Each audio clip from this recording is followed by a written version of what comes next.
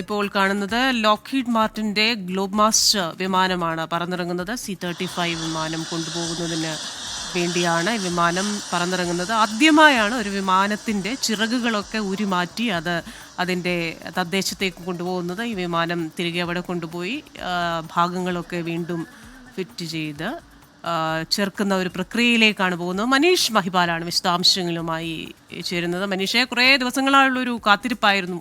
അപ്പോൾ ഈ എന്തായാലും ലോക്ഹീഡ് മാർട്ടിന്റെ വിമാനം ഇവിടെ എത്തിയിരിക്കുകയാണ്. ഗ്ലോബ് മാസ്റ്റർ വിമാനത്തിൽ ഇനി ചിറകുകൾ അരിഞ്ഞ ബ്രിട്ടീഷ് യുദ്ധവിമാനം യാത്ര തിരിക്കും, അല്ലേ?